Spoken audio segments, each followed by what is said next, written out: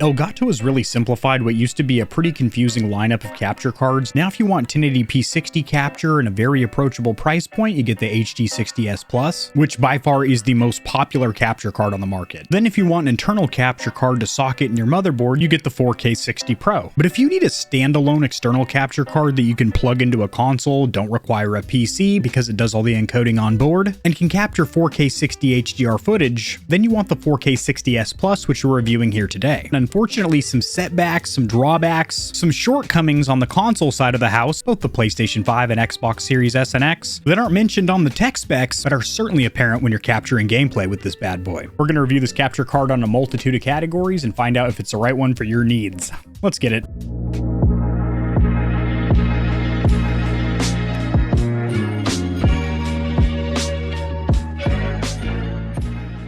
As this is an Elgato product, it is going to have that subtle blue, which is their theme color. If you wanted to pause the box to read some of the key features, you may do so now. You do have a clear wafer sticker on each side that will need sliced. Little plastic pull tab on the top. Really neat little pattern in the inner box. Then you have your inner box, which opens up like a nice little treat to greet you with your quick start guide that definitely just didn't pop out and startle the bejesus out of me. And this is a phenomenal quick start guide. English is the primary language, good font, full color pictures, and most importantly, this will explain all of the onboard controls, such as, well, how do I capture my gameplay for God's sake? Where do I shove the SD card? Probably in the SD card slot. I'm not going to keep this to myself. If you want to pause and read, you can do it. And here's the instructions for PC recording. As I'm using the PS5 capture card currently, I have an external capture card, a 1080p 60 here, that runs from my PS5, long HDMI cable all the way down the desk, little cableway under there, which then runs into Project Zero over here and then gets sliced and diced into B-roll, so you're not always staring at my face during talking head commentary. We can get some sticky gameplay as well. And with this capture card, we'll be getting even stickier gameplay because it'll be at 4K 60 HDR. The packaging is identical as their cheaper versions, as you have your cables down here loosey-goosey, no carrying case or anything like that, and then no laser cut foam, just some cardboard in here. And I was a little taken aback by how large this capture card is. This thing does all the encoding on board, so obviously it's got to have some real estate on board. You have your HDMI in and out, your 5-volt power, which is USB-C, and another USB-C port right next to it, which is for communication. You have some long rubberized feet here at the bottom, which are very grippy. Oh yeah, that's not going anywhere. Another cardboard box. 2 pieces of documentation come spilling out of there like 2 drunkards spilling out of the pub on a Saturday evening. A division of Corsair. In case you did not know, Corsair owns Elgato. They also own Scuff Pro Controllers. Origin pre-built PCs. Is it Origin? There's a pre-built gaming PC company that Corsair owns popping up on screen here. I'm not really sure what, none of this is in English, so I'm not really sure what this piece of documentation is because I'm only monolingual or unilingual. I only speak one language. Basic as fuck.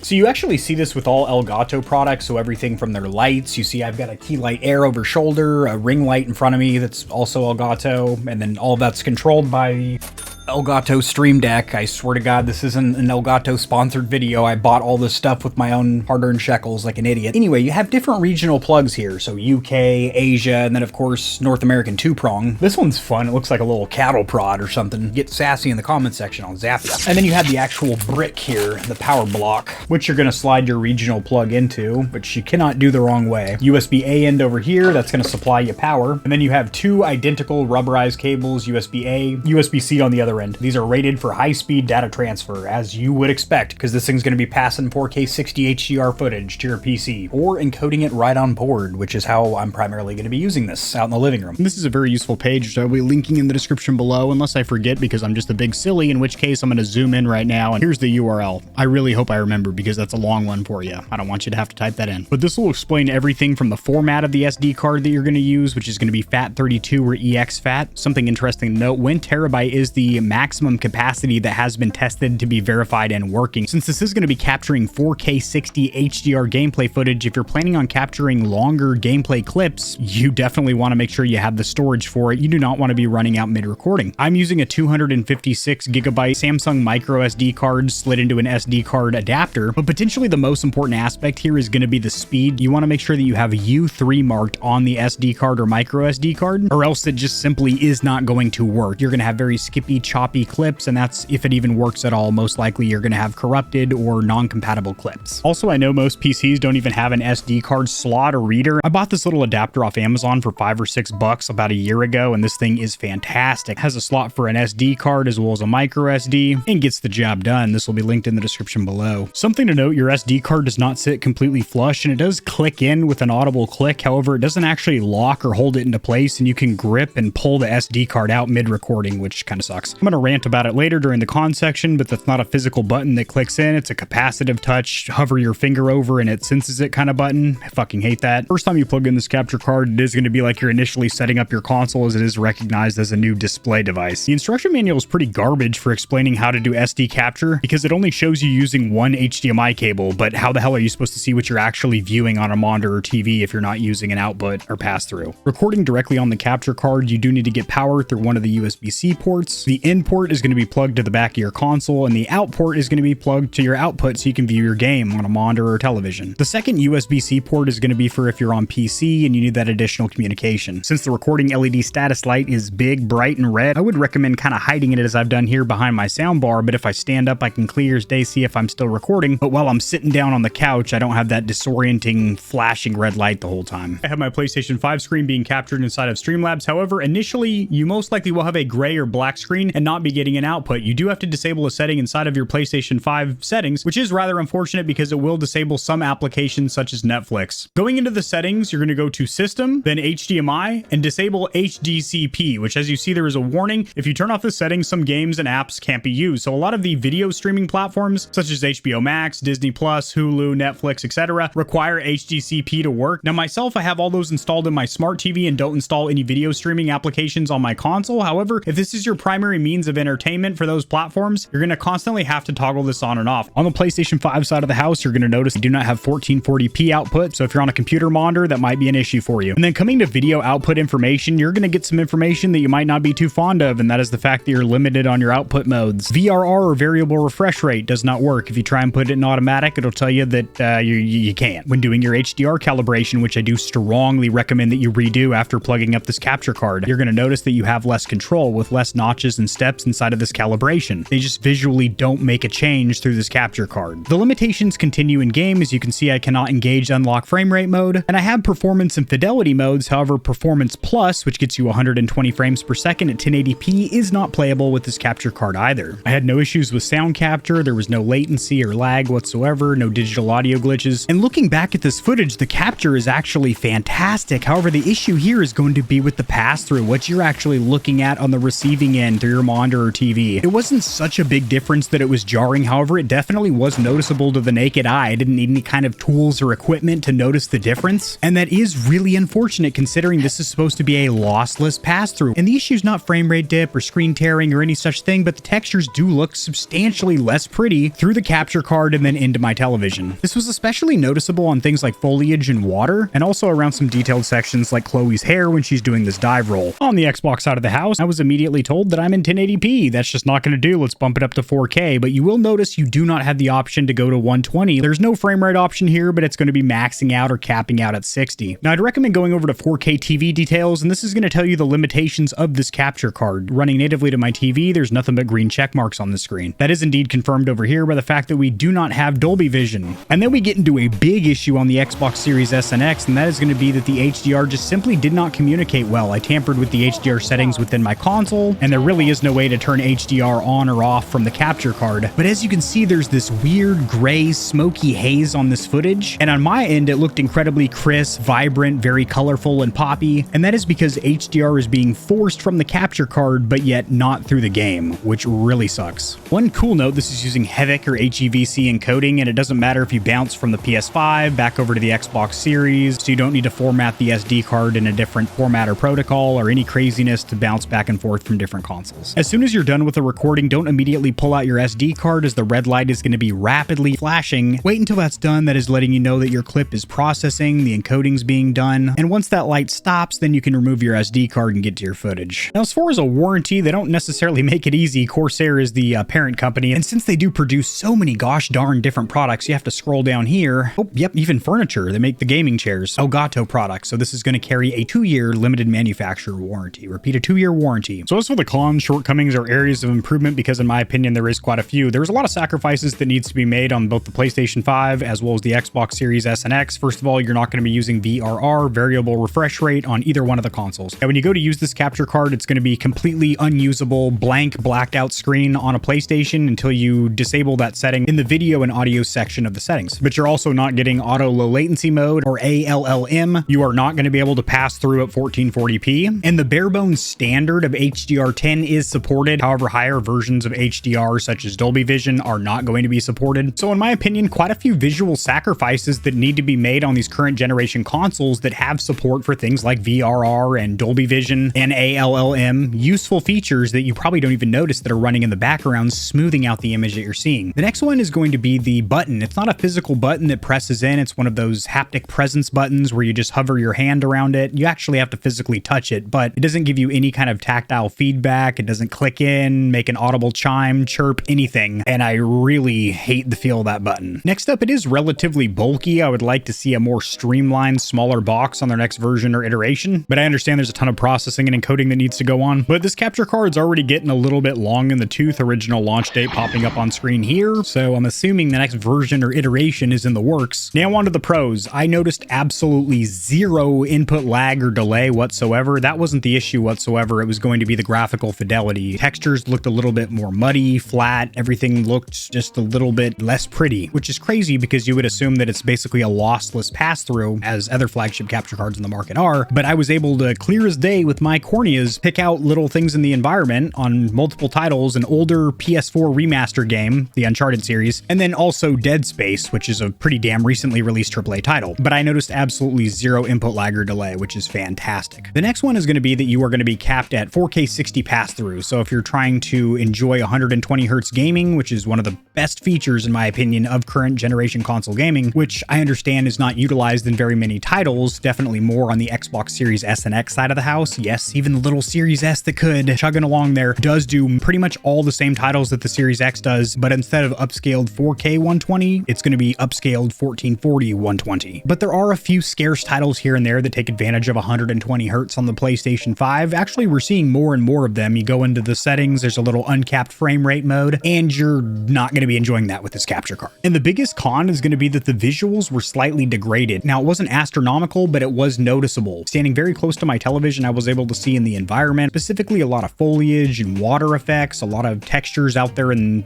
the environment, nature and whatnot, looking a little bit muddy, not as crisp, not as sharp as when I was just running directly through my television. And this is even after a deep dive into my settings, sitting there for about 45 minutes tweaking to get the best image quality I possibly could out of that 4K pass-through, which is unfortunate. Now, I didn't notice any frame rate stutter or issues whatsoever. It was still a buttery smooth 60 frames per second, but in performance and fidelity modes in an older title, and then also Dead Space, so a newer released AAA title, on things like Drake's hair and Isaac's suit, as well as the environment, things like foliage and scrapes on the ship of the Ishimura in Dead Space, definitely noticeable that I was looking at a less pretty image, and it was definitely apparent that I was going through a capture card and seeing that pass through, not the native image of my television, which is unfortunate because a good clean pass through should be virtually indistinguishable from your native gameplay. Hence the word pass through. It's passing on through. So as for the verdict, if you do not mind missing out on VRR, ALLM, Dolby Vision, 1440p gaming, and past things that you can write down and measure, just the actual user experience of noticing, I played this game before and it looked a little prettier than it does now. If all of that is water under the bridge and you are looking for a solid 4K60 lag-free, then this is a killer capture card. And the best feature by far is the fact that it is a standalone. It does all of the encoding on board. So you just plug this thing into the back of your console, rather the console into the capture card, press that big button that doesn't really click in, but you hover your finger around it. You can record hours of 4K gameplay depending on your SD card. It does get a little warm, but it didn't stop recording or get corrupt or anything like that. It just gets a little warm to the touch. Yes, this capture card will certainly fit your needs. However, I felt like I was sacrificing a little bit too much to be comfortable with, especially at that $400 price point, and I'm going to continue my search for the best external capture card for my use on the consoles out front. In the meantime, I'm going to keep doing what I've been doing to capture gameplay for y'all, and that is going to be hitting the old share button, capturing gameplay directly on the console, and then plugging in an external hard drive and transferring it to my PC. It works. It gets the job done. It's the missionary position of capturing gameplay footage, and then I upscale it to 4K and do a little magic in my editing software, but it's still at its core 1080p gameplay footage that I captured directly off my consoles. And I was trying to get away from that. I was trying to do better as a YouTuber and increase the quality bar, but this just simply ain't it, because I'm not gonna sacrifice my personal enjoyment of my home consoles to capture just a little bit better gameplay B-roll. Honestly, for anyone watching right now that's looking for an external capture card, I can definitely recommend the Elgato HD60 S Plus, as that is by far the most popular capture card on the market for good reason. It is just rock solid, consistent pass-through and capture, substantially cheaper than what we reviewed here today, but you still have that Elgato 2-year warranty, and it's also much sleeker, smaller. That capture card will also be linked in the description below. Drop in the comment section your recommendation of any capture cards, external or internal, that you would like me to check out, and I'll see you Stallions and Stallionettes tomorrow. Peace. If you enjoyed the video, liking it helps it to get seen by more gamers. This information will reach and assist them as well, which in turn helps me grow this little channel, which I do greatly appreciate. Subscribe for more content like this. I cover news in the gaming community and industry, tutorials helping you get set up streaming and YouTubing, as well as honest gaming product reviews, keyboards, mice, headsets, controllers, mics, chairs, etc. There are some hefty exclusive discount codes found only in the description of my videos and only for the audience here at GamerHeaven. I have links to all my other platforms and socials in the description below. To get in touch with myself and the Stallions and Stallionettes of GamerHeaven, join the community Discord, and check me out at twitch.tv, where I go live every other leap year on a blue moon if it falls into an odd calendar number, and my pH balance is on point. Just kidding, starting June I'm going to be live streaming a lot. Thanks for watching. This has been AK40 Kevin hosting GamerHeaven, and I'll see you tomorrow, because I upload daily, all the time, 60% of the time, sometimes, most of the time. Peace.